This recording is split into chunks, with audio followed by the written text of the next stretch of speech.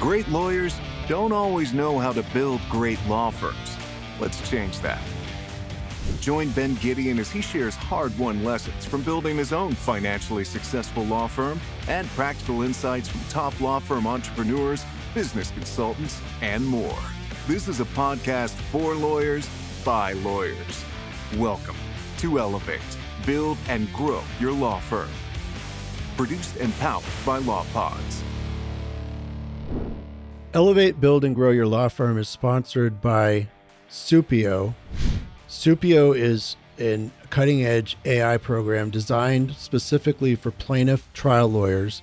I have to say, I did their demo just the other day. It is a fantastic product. It does so many things well, but one of the things I was just blown away with is the way it creates medical bill summaries that have been the bane of the existence of paralegals and plaintiffs' firms for decades.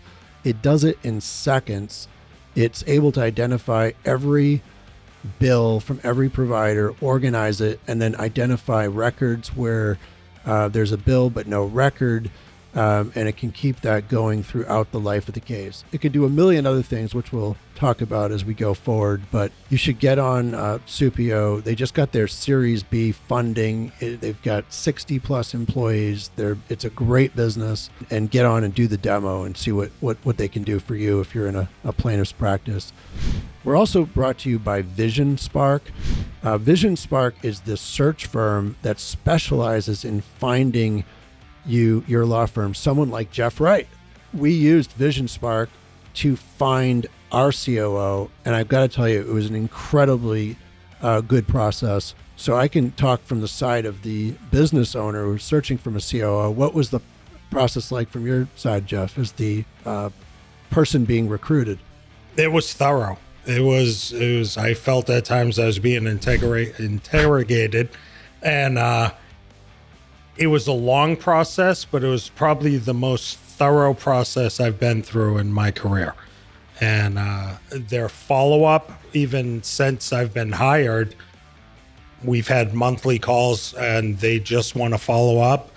And I think the way they put it was, we want to make sure we didn't sell you a bill of goods, Jeff. We want to make sure everything we told you was correct, that it was a good fit. What made it a good fit? What did we do right? What did we do wrong? And I think you couldn't ask for more in a search firm.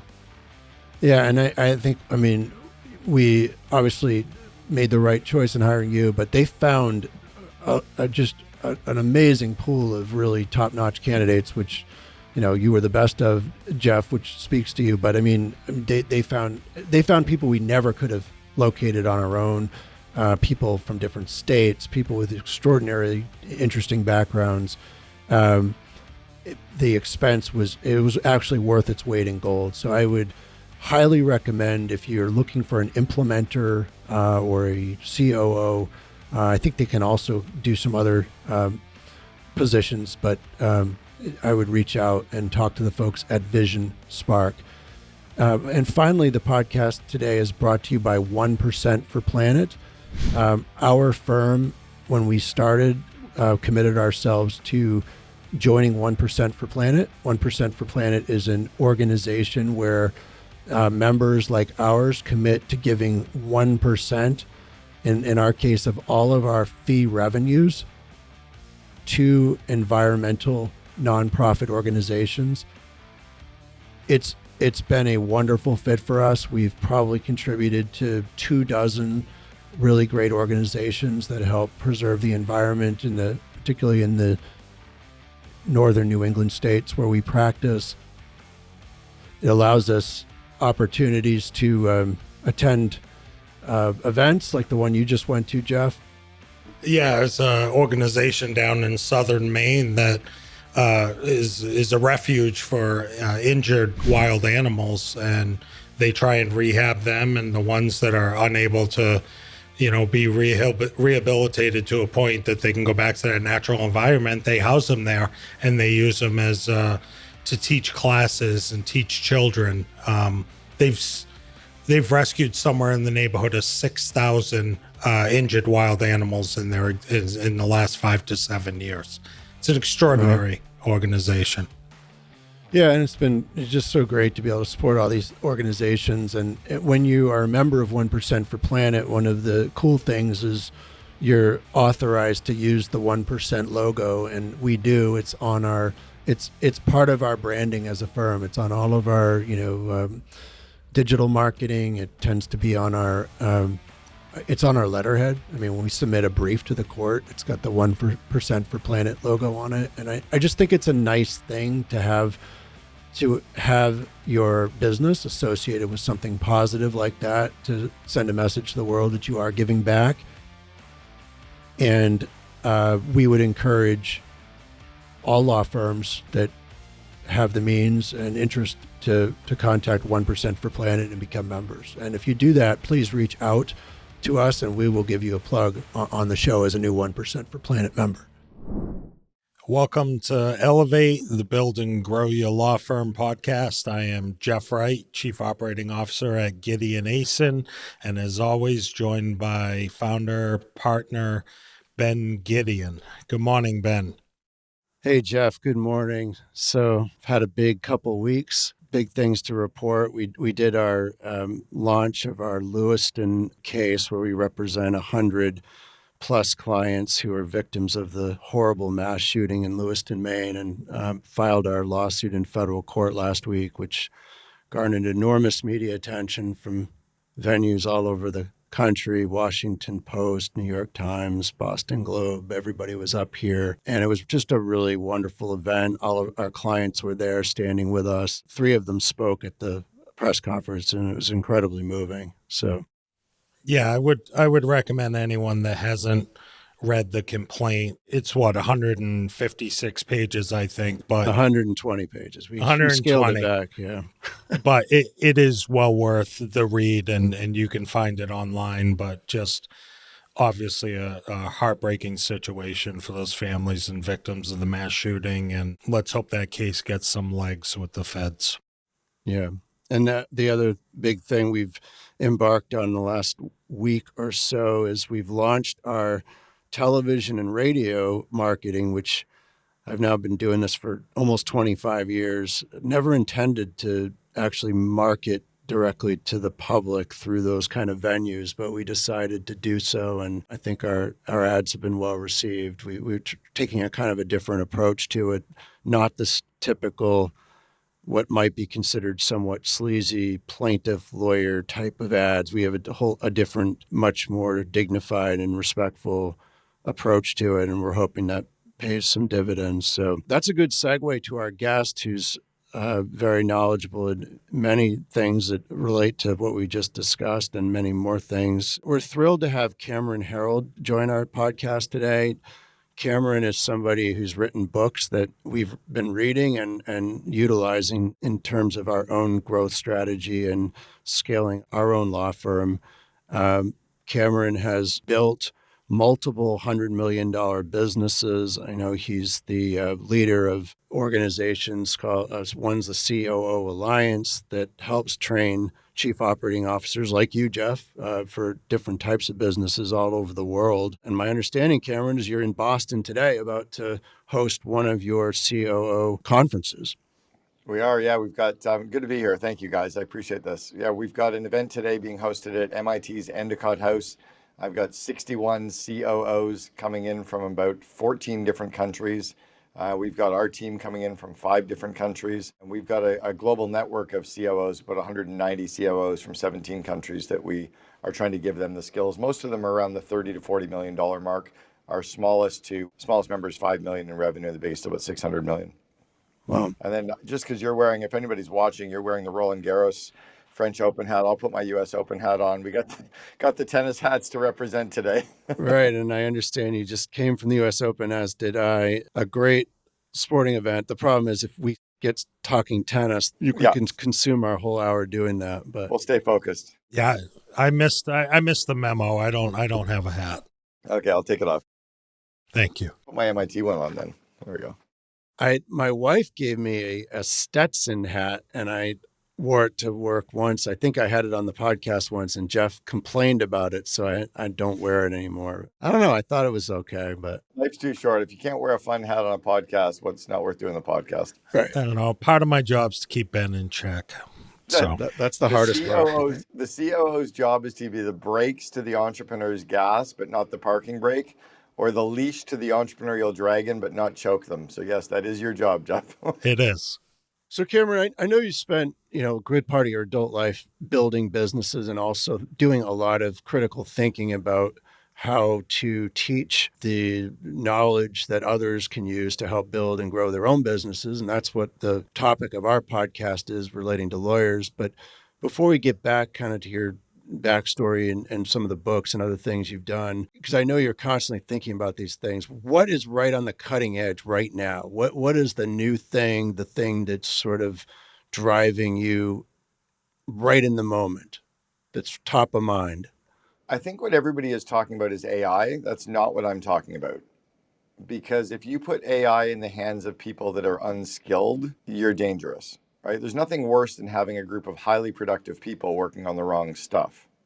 So what I'm really obsessed about is growing the skill sets of the management and leadership team, skills around situational leadership, coaching, interviewing, running effective meetings, handling conflict, priority management, time management, right? So literally the soft skills that anybody managing people needs to be good at, so that we can erase the whole problem of people coming in saying, I need to hire more people.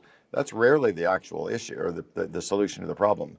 But just simply putting AI tools in those people's hands can make them more effective working on the wrong stuff.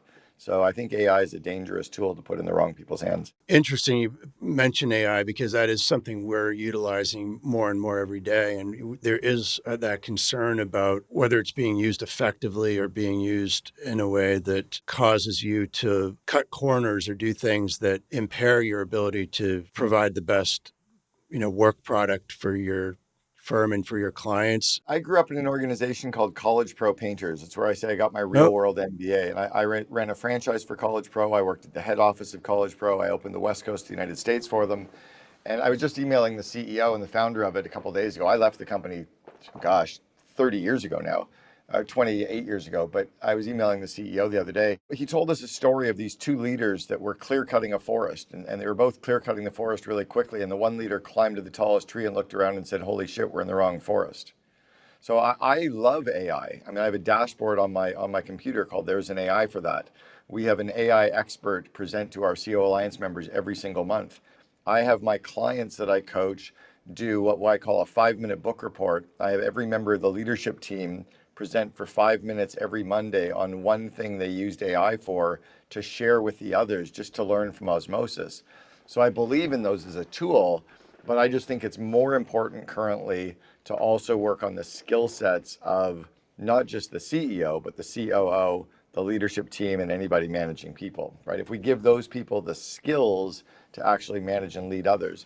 If you're in a good size organization, like 300 person plus, you have a training department, you've got a learning department, you've got an LMS, people have got PDPs, people are being coached on their career paths.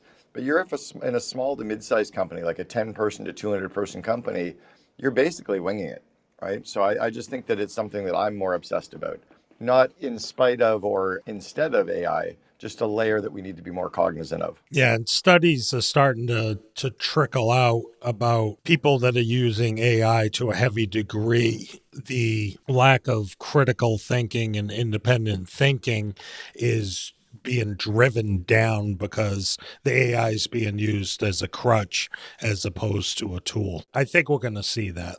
Again, even if you think of in your organization or in all of your clients, anybody listening, if you've got managers inside of your company that hire people, right? And all companies do, all small to mid-sized companies are always hiring people. How many of your management team have ever truly been trained and certified on how to do proper job interviews? I'm not talking about reading a book.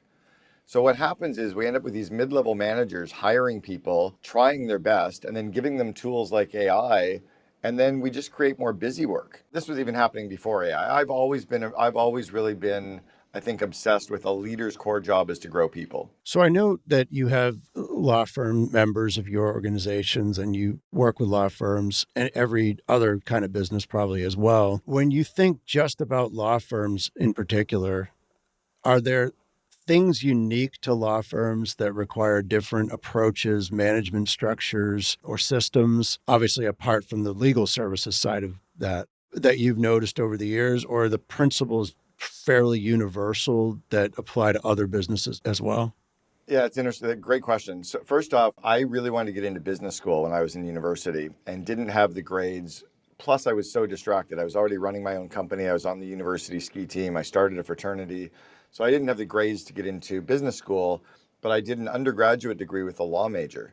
So half of my courses in university were law courses. So I did contract law, employment law, international import-export trade law, collective agreements, employment, landlord and tenant. I did all these crazy, fun, cool law courses. So I got this kind of working understanding of law. I did franchise law, and that just gave me a glimpse on the law space. When I then started coaching entrepreneurs 18 years ago, like really coaching them after building the 4 companies I'd built, I started to notice that it wasn't just law firms that were struggling. It was any professional services firm with really smart leaders that never got any business training. So you spend all your time going to school and going to law school or going to dental school or going to medical school or going to chiropractic school or architecture school, and you get like an hour's training. Like, how much training did you in law school get on running a company? Well, I went to Almost Yale none. Law School, so I also didn't get any training in the law, but Yeah, that's a but you know different what issue. but you know what I'm saying? Like Yeah. most lawyers and dentists and doctors get no real practical training on organizational behavior and running marketing and running meetings and hiring people and leading teams, and like, so then they're thrown out there, and because they're so smart, they were always the smartest person in the room. They don't realize that there's actually some other things that they didn't learn. And I've had to kind of help them unlearn that stuff to then go, shit, I'm really horribly incompetent at running a company, even though I was the smartest person in the room as a lawyer. So when they then go back to say, okay, how do we learn business? I just got really lucky as a 20-year-old being given a franchise of College Pro Painters that I was trained on how to run a company. I had 12 employees when I was 20, where most lawyers, when they graduate law school, are now interviewing and hiring people. So I think the basic needs are very, very prevalent in most firms. I think that lawyers tend to be better at critical thinking, better at strategy, better at managing problems, better at analyzing data, often even better at managing a P&L because they're just smart, but they do struggle at a lot of the stuff around leadership and operations and culture and marketing and sales. So I got introduced to the legal space in 2007. I was speaking at the same place I'm going to today, MIT's Endicott House. And one of the guys in the room was a guy named Arnie Malum. And Arnie owned a company called CJ Advertising. And CJ only did advertising for the personal injury law space. So he liked what I was talking about, saw all the business systems I was using, had me speak at his company conference.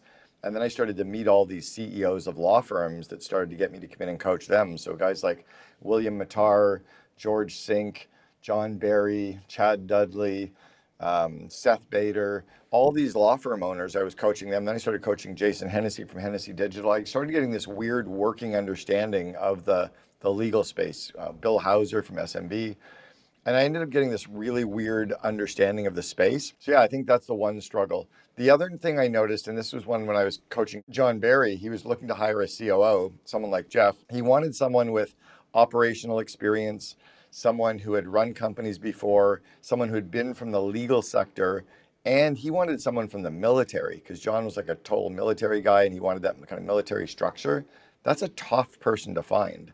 It's really hard to find good, talented people in senior roles who also happen to be from the law industry or who happen to be from the medical, right? So I think you have a harder challenge at hiring people and finding people. Then you've got laws around your space, right? You've got your clients, information you got to be careful of. But I think for the most part, it's very similar.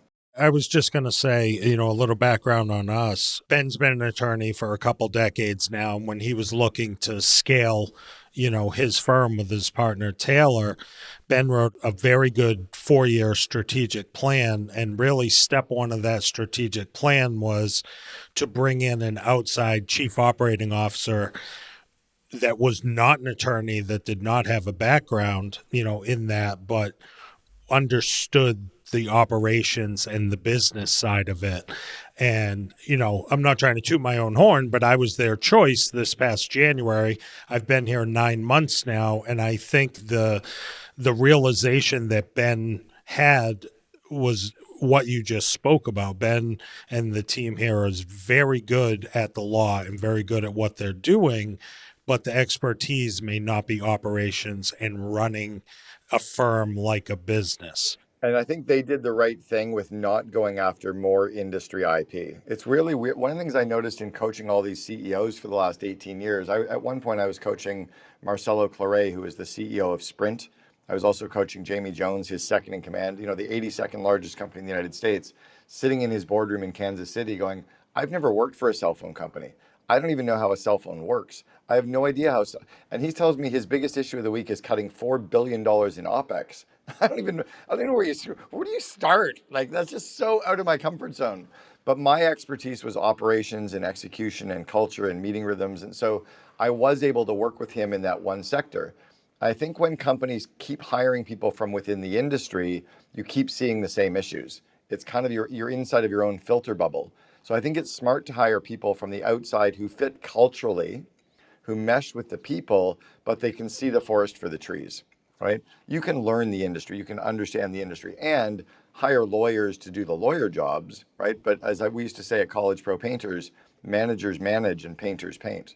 Even though I was one of the most senior executives at College Pro, we had to hire 8,000 people every year.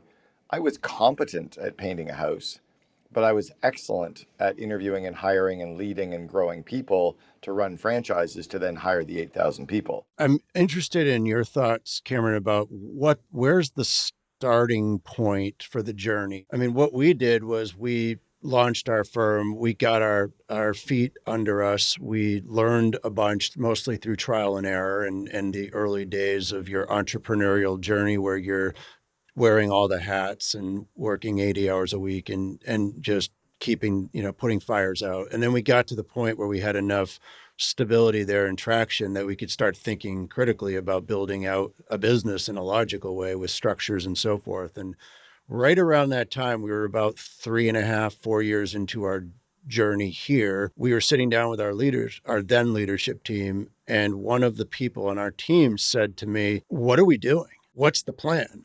And it occurred to me at that point that we had fully executed our initial startup phase plan.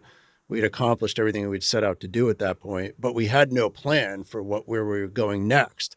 And it was a great insight because our team couldn't be led in any direction. They didn't know what direction we were going. And that's what caused, and she had read your book, Vivid Vision. Okay. And then she said, "You've got to read this book." So then I read the book, and that caused me to write up the plan that Jeff just referred to for our next we did a 4-year vision because I did your 3 years, but our staff objected that we couldn't accomplish all those things in 3. They said 5, we compromised at 4. But anyway. Yeah, you should have called me. I would have coached you through that one. Can you just go to maybe talking about that, the starting point, and then what is the vision and how does that relate to the journey? Does it start at the very beginning and I'll give all that you a model. I'll give you a model that anyone listening or watching should understand. So remember when we were a kid and your mom gave you a jigsaw puzzle and she said, "Okay, spend Saturday afternoon doing this jigsaw puzzle." And there was a picture on the front of the box. If the picture was just a red square, a red rectangle, and it was 5,000 red pieces, we'd be screwed. We'd have no idea, what are we doing? Where does everything go? It'd be so overwhelming because there's no picture of what we're building. The vivid vision is the picture on the front of the jigsaw puzzle box. In the business world, the vivid vision is a 4 or 5 page description of what your company looks like, acts like, and feels like 3 years in the future. It's not the plan to make it come true. It's just the description of what your company looks like, acts like, and feels like 3 years from now. So when your team reads it, they get an understanding of what sales looks like in the future, what marketing looks like, what ops is like, what legal is like, what customer service is like, what the media is writing about you, how your team's using dashboards and marketing and metrics, how your meeting rhythms are run, what your company culture is like, what your hybrid and in-office teams are like. It's a full description of what your company looks like, almost like you traveled into the future, hopped out of the DeLorean time machine and went, "Okay, let me write down what I see." Now you hand that 5 page description of your company to your leadership team, and they figure out how to make every sentence come true. Now, when you're building a home, the blueprints is the plan to make the homeowner's vision come true. But some parts of the vision don't happen until the last week. You know, you don't put in the cabinets on the first day. You don't put in the beautiful flooring in the third month. You put in the foundation, then you put up the walls, then you put in the electrical and the plumbing, right? There's an order of operations to what sentences come true. Most entrepreneurial companies try to do all the cool stuff too early without getting the foundational building blocks. So the picture on the front of the box is your vivid vision. Then we look for the four corners of the jigsaw puzzle. And the four corners are your core purpose, your core values, your BHAG, which is that Jim Collins term of the big, hairy, audacious goal, and your 1-year plan to make the vision come true. The problem with a 3-year plan is by the time you get 12 months out, all the plans have changed. So we waste all the time doing a plan, but if you do a plan for 1 year that's driving towards the 3-year vivid vision, people can get focused. And then you break down the plan into quarters, etc. So those corners, again, core values, core purpose, your BHAG, and your 1-year plan. Then you look for the four sides of the jigsaw puzzle, and the first side is the people systems. That's the recruiting, interviewing, hiring, onboarding, leadership development, and the offboarding of wrong people, right? Then the second side of your jigsaw puzzle is your strategic thinking. And there's no such thing as strategic planning. That's as different as marketing and sales. Strategy is thinking about the future, talking about the opportunities, talking about the SWOT, thinking about what we could do in certain situations. Planning is how to make it come true. So the strategy systems are things like your annual meetings, your financial reviews, your SWOT analysis, working with boards and mentors and advisors, some stuff around critical thinking. The third side of your puzzle is your meeting rhythms. And those are your annual meetings, your quarterly meetings, your financial reviews, your weeklies, your one-on-ones, your daily huddles, business area reviews. It's all the meeting rhythms, your L10s that you need to actually run a business. The last side of your puzzle is your financial systems. So things like cash flow and budgeting, your P&L, your key ratios, your dashboards. And then all the middle stuff of the jigsaw puzzle, the big shiny objects like the red umbrella and the yellow beach chair, those are the culture systems that you start to put in place. So that's how I visualize every business. That's how I build every business, starting with the picture, then the corners, then the sides, then the cool stuff in the middle. Is that helpful? It's extremely helpful. I mean, I'm going to have to play that back. I like that. We're actually talking about it. We're going to be talking a lot about it at our M&T event this week. I mean, I hadn't heard you describe it exactly that way until just now, but I do feel like we've more or less followed that approach and how we've gone about it. When you talk about the building of the house, I mean, somebody might ask, well, I don't know how to build a house personally. I would hire an architect and they might guide me in that. It seems to presume that anybody would be able to do that first step, that they could make the picture on the front of the jigsaw puzzle box. But isn't that a really hard thing to do? And how do you go about doing that? I mean, you seem like you're someone who has a visionary ability, and you obviously over years have acquired the ability to see the future in a way and envision it. But what if somebody says, well, I don't know if I can do that? How do they go about doing that? So the skill and the system of describing the future, sure, I've certainly honed that because I've written books on it. I've been paid to speak on it in 29 countries. I've been coaching people on it for years. And I think that way, that my brain works in reverse. I see the future and I reverse engineer it. But most homeowners have an idea of what they want to build. When they're getting ready to do a kitchen renovation, they've looked through pictures in magazines. They've thought about it. They've seen their friends' homes. They don't just say, let's renovate our kitchen. I don't know what it'll look like. They have some idea. If they don't, then the architect starts asking them questions to get them to think about what their idea looks like. So the architect has to be clear on the vision, and then the homeowner has to sign off on the blueprints to make the vision come true. In the business world, the CEO is going to start architecting the vision of what the company looks like, and members of the leadership team will ask them questions about that. You'll talk to your advisors, you'll talk to your business coach, you'll talk to mentors. It's one of the reasons why I think that every CEO should be a member of 2 mastermind communities, one in the legal space and one like YPO or EO or Vistage or the Genius Network, where you're in the non-legal space surrounded by other CEOs. Every COO should be in two masterminds. They should be in the COO Alliance, and they should be in one that's in the legal sector. right? So you start getting, I call it ideas having sex. You get these ideas from different groups, and those ideas help it come true. So it's a skill that you start working towards as a CEO and an entrepreneur. And the homeowner, the same thing. You're going to talk to your friends. You'll look through lots of magazines. I remember when we were building our home 20 years ago, my wife was literally flipping through magazine after magazine after magazine. We had a stack of all these pictures, and then we just looked at all the pictures that we really liked, hobbled them together, and sat down with the designer who started to do the blueprints. And then once the designer actually took those blueprints together, then we were able to say, yeah, that's the plan. Let's make that come true.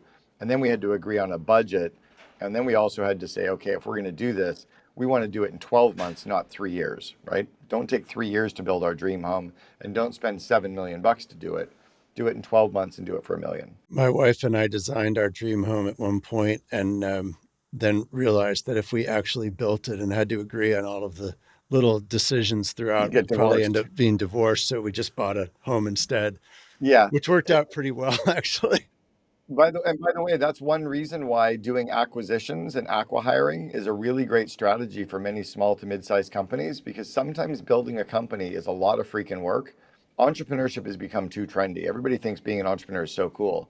But sometimes buying 3 or 4 companies and getting into finance, getting rid of some of the marketing, getting rid of some of the bad systems, and putting 4 to 5 acquisitions together helps you actually scale quite quickly. Yeah, buying a home that's already been renovated is better than renovating. Tend to agree with that at this point in my life.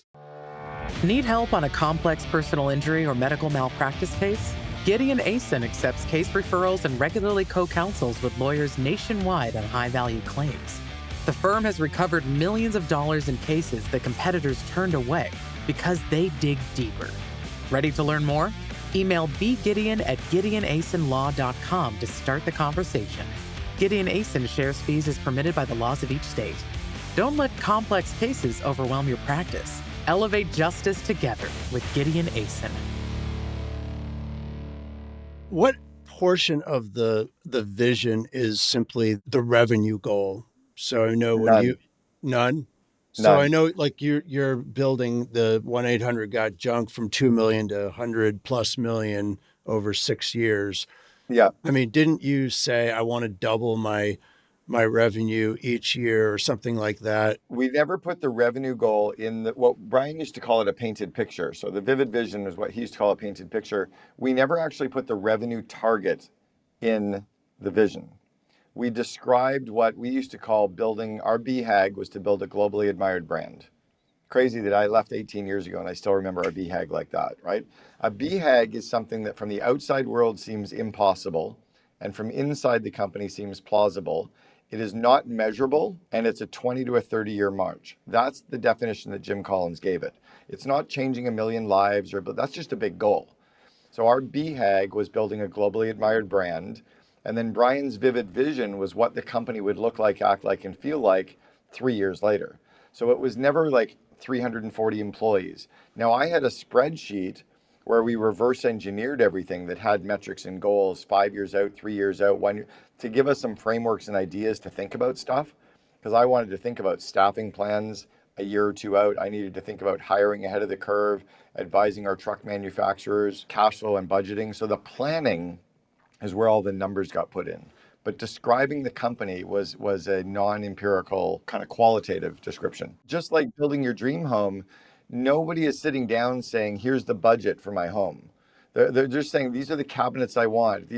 They're not saying when the cabinets get put in or how much the cabinets cost. They're just showing the pictures, and then the contractor kind of comes back and forth with the plans. What you probably did was more of a 4-year, a little bit some budgets, a little bit of some goal setting, some numbers, and then your team was struggling on how to make that come true. So what you did is you caved and pushed it out a year instead of just describing the company, letting them figure out how, and then they're completely bought into the how. We're only 3/4 into the 4-year plan. We could change it to a 3-year. What I would look at doing is now I would look at, if you're 3 years in, I would look at doing, We're not even 1 year in. We're you're 1 year 3/4 in. 3/4. He means 3 business quarters. Gotcha. Yeah. You're already there. If you're talking about it, I would keep it locked and loaded, but I would just tell the listener to try to do that. The reason you don't go too far out is it doesn't usually provide enough tension. People are like, oh, we can keep kicking that down the road because it's 4 years away. I feel like, and this is something I think a lot of I'm sure a lot of law firm owners struggle with. I feel like we've been very successful in achieving a lot of our objectives in terms of, I mean, we've revised our core values. We have great, I think, meeting pulse systems. We've got quarterly planning. We've got rocks. We brought in a COO, blah, blah, blah. And we have a vision for what we want to be as a firm and the people we want to help in our business. We've been executing on the building of it, which has resulted in, I mean, just since Jeff's come on, I think 7, 8, 9 new hires, and we just extended an offer yesterday to another lawyer. We're growing rapidly. Our cash flow demands are also growing rapidly. Yeah. By the way, cash is your oxygen. Yeah. Cash is like oxygen. Do you remember when you were really young, Ben, and your dad threw a penny in the swimming pool and you dove down to get the penny and you came up gasping for air? It's like, dude, you're not going to die. You were down 4 feet. You're okay, right? And then you go down scuba diving and you go down to 80 feet and you run out of air. You're not going to die, but you're going to get really sick. Well, if you go down to 140 feet and you run out of air, you're going to die. So as a company, when a company scales, our cash needs change. When we're a 5-person company, let's say a 10-person to a 30-person company, sometimes we just don't pay ourselves for a couple months. Sometimes we don't submit some expenses for a couple months. Sometimes we just delay a couple vendors for a month or two, and that gets us some cash flow. We go to the bank, we get a credit line, we max out a credit card, we apply for another credit card. That bumps the can down the road, and that's how we cash flow a company. When you get to like between 30 and 100 employees, not paying yourself doesn't really move the needle. Because now you're talking about not meeting payroll for 80 people. Paying a couple of vendors can stall the whole thing. So you have to actually have the systems in place around the financial acumen of cash flow and budgeting and planning. When we were approaching 100 million in system-wide sales for 1-800-GOT-JUNK, we almost bankrupted the company because we didn't understand how to leverage our balance sheet. We built the entire business off cash flow. We had no credit line. We had no debt. We were so proud of building a $100 million company, almost 3,000 employees, operating in 330 cities. Look at us and how great we are. And then we had $5 million in cash that we spent in 1 quarter on an office renovation, an office move, an $800,000 glass stairway between 3 floors. We paid out bonuses and taxes, and we drained the $5 million. So we went to the bank and we said, hey, we need a credit line. And they're like, we can't loan to you. And we're like, why? We're the 2nd best company in Canada to work for. Look at all of our growth. We were just on Oprah. They're like, yeah, you guys don't know how to manage a business. We're like, sure we do. Look at how great we are.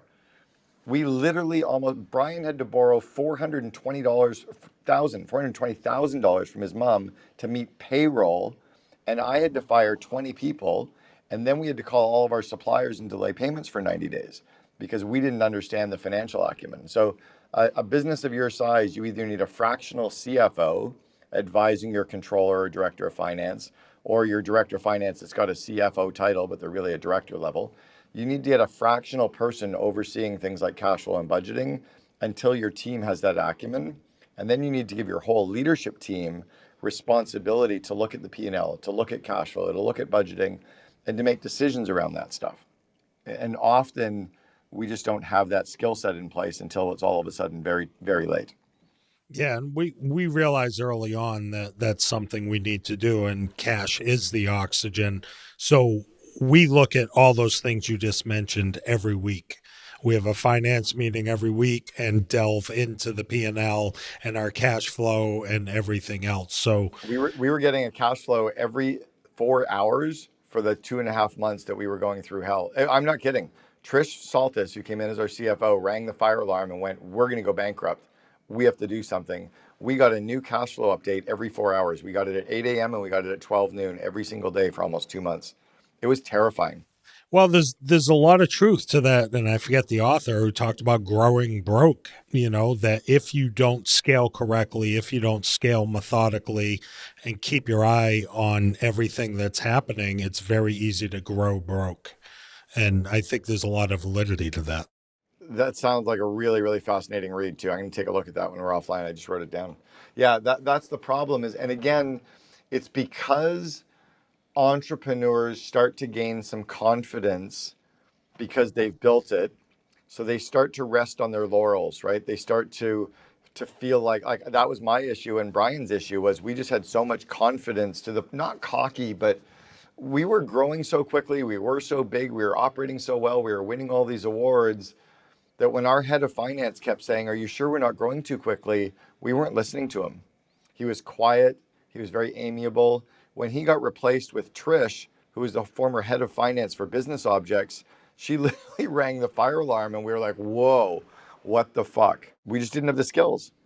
Yeah, no, it really rings true. And I know you've worked with some plaintiff firms, and we have the somewhat, and it's probably not, we think of it as unique, but I'm sure it isn't. But our income is highly variable and somewhat unpredictable in the sense of most of our revenue comes from a small minority of our best cases that result in enormous settlements or verdicts.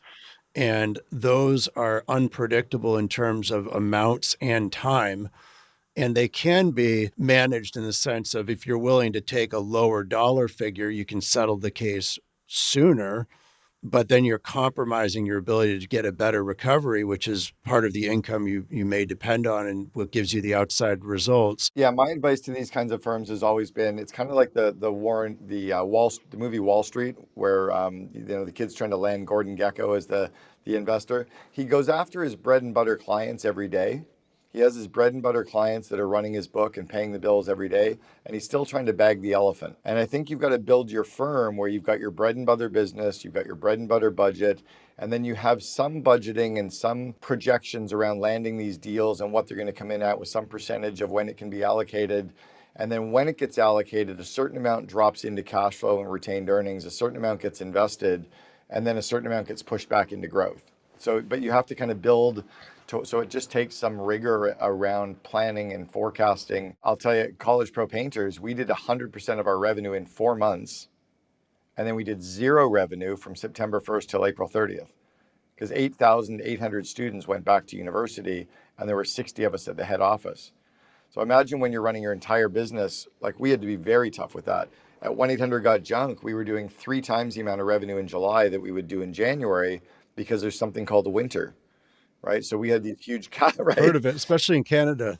Right. Well, and Detroit and Buffalo and Cincinnati and Columbus and Chicago and like, holy shit, man. Like we didn't realize how bad, because we were operating out of Vancouver originally, where we were hauling junk and doing people's yard work in the winter. It just gets weird. And then it went upside down in Arizona, where we would do no business in July and August because it's like 120 degrees outside. And our guys in the truck are like, I'm not going to go haul junk, unless I can do it at night. Every industry has its idiosyncrasies. The key is to start to put some of those scenarios in place, think through some of the budgeting, and then have plans for when those big bursts come in. Like I'm going to do a lot of revenue this Friday because we're pre-selling our March event in Vancouver. So we'll get 60 COOs. They're going to sign up right away knowing it's going to sell out. So I'll do this huge jump of revenue. All of that money is going to get invested. I already know where it gets invested. I already know the stocks in Bitcoin that I buy with it. It all gets like pushed away. And then in February, if I need a cash injection, I just pull some of that back out and go. And then I have my normal bread and butter revenue from everything throughout the year. Can you talk a little bit about people management, recruiting, motivating? I think in the law firm context, there's the element of, lawyers. I mean, we obviously have a lot of non-lawyer staff, and then you have the lawyers who are, you've already alluded to it, but they tend to be very analytical. They have to be smart enough at least to get through law school and pass the bar. They can be fairly difficult to manage because there's a concept that people feel like they should have some level of autonomy as a professional, and they have professional standards and they have their own ethical standards and everything that you want to encourage and support. But just talk a little bit about how you train businesses and COOs to manage the people side of the business, because I feel like that's the most important part of every business at its core. Yeah, great question. And I love the tie-in related to legal. So first, part number 3 was to motivate. So Fortune magazine asked me in 2003, how do you motivate your employees? And I said, I don't. I hire motivated people. So you can't motivate a lawyer. You have to hire motivated lawyers. You have to hire lawyers who are goal-driven, who have been goal-driven their whole life. You have to hire lawyers who, by the way, if you want lawyers that work together and collaborate as a team, hire lawyers that have played on teams. Hire lawyers that played on their high school team sports, that played high school soccer and baseball and basketball. Hire lawyers that play in social sports leagues like the sport and social clubs in the cities that you're involved in, right? They asked Herb Kelleher from Southwest Airlines, how do you get all your employees to be so happy? He said, we hire happy people. It's fucking like, Yeah. right? You can't take a grumpy person and make them happy. You can't take a non-driven, not team person and make them driven and team person. So that's the starting point, is know what you're looking for and then hire those people. So I would look to hire the team-driven, goal-oriented people that already have good core values. I learned this system from a group out of India. I don't need to give you the whole story, but they never hire people from the big cities.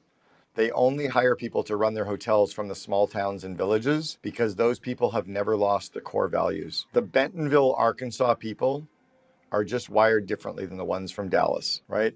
You walk around New York City and they're just pushy and different and ruder, and it's nothing against New York City, but you hire people that are from Dartmouth, Maine, they're just wired differently. It's why Canadians are just nicer than Americans, and New Zealanders are nicer than Kiwis, than Australians. Americans get all the girls because you guys are more brash and more confident. And Canadians walk up to a pretty girl like, I'm sorry, can I tell you you're pretty? Like, I feel bad about, like, what the fuck are we can't even hit on a girl without apologizing first. It's so stupid. So yeah, I would look to hire the people that have the behavioral traits that you're really looking for. The hardest part that you have in the legal space is attracting these really smart people and then handcuffing them to your company when they could go somewhere else, either for more money or more equity or more profit sharing. So you need to understand 2 or 3 things that you can create as a program for all of them, where they all have some participation in something, whether it's phantom stock or equity or profit sharing, some financial way that you're going to handcuff them. But in addition to that, you have to understand the other kind of idiosyncratic soft skills that incentivize them or satisfy them. For some, it might be a results-only work environment. For some, it might be flex time. For some, it might be more vacation time. For some, it might be more responsibility, or they get to go to a COO Alliance event, or they get plugged into more leadership training. I have a client who literally would pay for his lawyers to go to any conference about anything that they ever, without even needing to tie it back. You want to go to a Tony Robbins event? I will pay for you to go. Because he knew that if he just said yes to all of their personal growth, they would come back into the business as a better leader, more inspired. So he had no cap on his learning and development budget. So it's doing those things are how you're going to attract these smart people. And then it's also getting rid of the cultural cancers, right? If either of us went to a doctor today and had an MRI and we found out we had a lump on our kidney or thyroid, you don't leave it for 6 months. Like, get it out tomorrow, right? How quickly can we have surgery? If you have a toxic person in your company, no matter how good they are, you have to get rid of them. We've experienced that. Grandma was right. One bad apple spoils the whole bunch, right? And why are we taking care of the jerk instead of taking care of our A players? Why don't we take care of the emotional needs and the daily needs and the support and the culture for our A's and B's? Our A's are racehorses, B's are workhorses. The C players should go to the glue factory. And a C player is somebody who's not performing or who culturally is not aligned with our core values. Sending people to the glue factory doesn't seem like a Canadian trait, I'm just saying, but. Well, business is a full contact sport. It is. You know that the 3 Canadian companies that I helped build, one was College Pro Painters. It went on to become the largest residential house painting company on the planet. It was a cult. I hired Kimball Musk 32 years ago. Elon's younger brother worked for me, as did his cousin, Peter Reeve, who built Solar City. 1-800-GOT-JUNK became the largest residential junk removal service on the planet, 850 million in sales this year. And then the third is Gerber Auto Collision, which is Boyd Auto Body in Canada. Gerber is now the largest collision repair chain in the world. I helped build all 3 of those, but we also got rid of the cultural cancer people because we obsessed about the good people. We obsessed about, I have people who I had to fire who still 20 years later would consider me one of their closest friends because they just understood that it wasn't personal. They just didn't fit anymore. We company had outgrown them, or they culturally should have gone off to become an entrepreneur at that point. I've mentioned this on other podcasts, and when I was first brought on and we were talking about our growth plan and everything, I told Ben and his partner Taylor, I said, one thing you have to acknowledge is we're going to have casualties, and you have to be okay with it. And if the leadership team is not okay with casualties, appropriate casualties, then a growth plan is not going to work. Right. And you know what, part of that, Jeff, on the casualties, and I really want to caution everybody who's listening here, when you hire a new senior person into your company, whether it's a COO or a head of finance or a head of anything, don't have that person fire anyone until at least the third or fourth month they've been with you. Month one, they need to learn about the history of the company, the culture, the people, the values. They need to sit in on every possible meeting. They need to make 0 decisions in month one. They just need to really learn and get a kind of immersed in everything about the company. In month 2, they go back and test all their hypotheses, who they want to fire, what they want to do, but don't do anything. Just really check in on all the ideas that they've got. In month 3, start putting in place all the easy to implement low PITA, the low pain in the ass factor solutions and systems, the easy wins. So the team's like, wow, that was easy. Look what we just did. That was easy. All these like cool little things that didn't require a lot of people time and money. And then in second quarter or month 4, sure, start firing some people, start bringing in some outside people, because by that point, the current team already know you, like you, and trust you. We don't have a ton of time, but I wanted to make sure I asked you about PR opportunities, because I know you've written about that. And we've just, as I mentioned at the beginning, launched our TV and radio marketing campaigns. We also, with some of the high profile cases we do, have opportunities for PR, and we think we do an okay job with that. But what advice do you have for lawyers on managing media and PR and marketing, to the extent you want to talk about that too? I'll send you guys later a video that I did about generating PR. I'll give you some of the short points right now. I'm actually presenting on the PR, how to generate free PR and build an in-house PR team tomorrow to our COO Alliance event. So let me give you the basics. Every media outlet, whether it's a blogger, a podcaster, a magazine, newspaper, TV, whatever, they only make money for advertising. So they need good content to attract more listeners, more viewers, more readers, to then have a big enough pool to be able to have advertisers pay to that group, okay? They also can't afford to go find the content anymore. So they can't afford to send out journalisms like Peter Parker to go find the story. They have to wait for the story to fall in their lap. They're overwhelmed with getting pitched with emails and press releases every day. So what I like to do is pick up the phone and call the journalist, call the photographer, call the writer, call the podcast host and go, hey, do you have 2 minutes? I think I have a good story for you. They all say, yeah, what's the story? I give them the headline and the 5 core bullet points, and then I ask questions and listen. So what do you think? Here's 4 core stories that every law firm has today. The first story is the Genesis story. It's how you started your firm, right? Why you dropped out of law school, why you quit the other firm, why you quit your job, whatever you did, how you started your law firm, and the trials and tribulations of that growth. But that inspires people, even non-legal, right? The second one is the hero's journey. It's how you started, it's how you failed, you almost went bankrupt, you had to fire your best friend, you whatever, all those trials and tribulations story, and then how you recovered and learned and came out the other side. Again, it educates and inspires. It doesn't even have to be at the legal space. That's an easy story to tell. The third one is about culture. How do you build a company culture like the internet kind of .com culture inside of a law firm? I have a friend of mine in Toronto, Perry DeLise, who built Wildeboer Rand Apps in Toronto, a big law firm, got his MBA at Notre Dame, his LLB from Ottawa U, started a law firm day one, hired all of his buddies. They landed Research in Motion, which was the company that owned BlackBerry. But if you got off the elevator at First Canadian Place, they had a platinum colored pool table, literally the first thing you saw.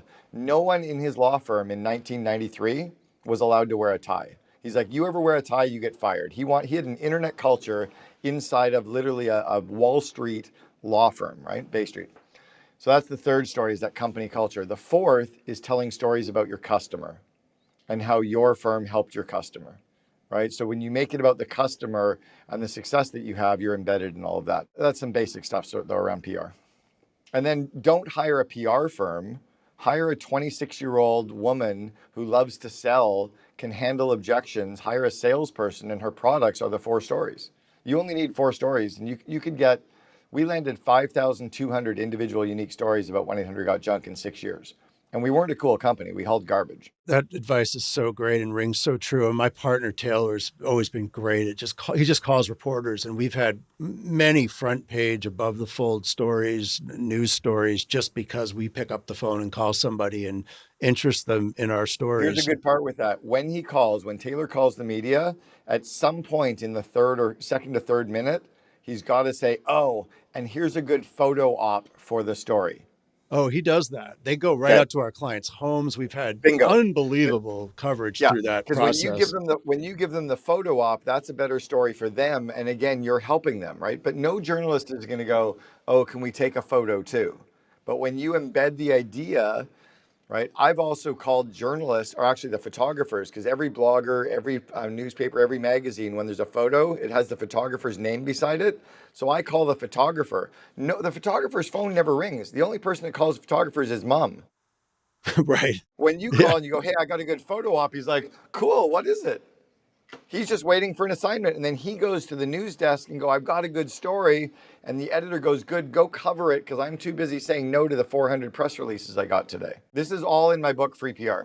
Free PR. Yeah. I think Taylor read that book and shared it with me. I highly recommend it. And all of your other books, they're fantastic. So Cameron, how do folks get a hold of you, your company, get involved in the COO training and the other things you do if they're interested? Yeah, and it's less of a training for COOs, and it's more of a mastermind community, because the COOs are there not learning from me. They're really, they learn a little bit, but they're also learning from each other. It raises their confidence. It erases imposter syndrome. It makes them less lonely, and it gives them this board of advisors of hundreds of other COOs that they can call on. So definitely go take a look at COOalliance.com. But then everything else is on my Cameron Herold website. It's Cameron and then HEROLD.com. It has my 6 books, my Second in Command podcast, my Invest in Your Leaders training, stuff about my one-on-one and group coaching. It's all there. Perfect. I mean, you graciously said if Jeff wanted to attend the training you're doing at MIT starting this afternoon, he could go. We endorse that and would fund him doing that, but he'd have to decide he can take time off from his life to go drive to Boston. So that's his choice, but we really appreciate that. And we really appreciate your coming on and speaking to us. This was a great opportunity for us. Thank you for doing it. Of course, guys. Thanks so much. Yeah, Cameron, we truly appreciate it. Thank you. Thanks for listening to Elevate, Build and Grow Your Law Firm. Share with colleagues if you found it valuable. Remember, building a successful law firm takes discipline, strategy, and determination. But you're not alone. Produced and powered by Law Pods.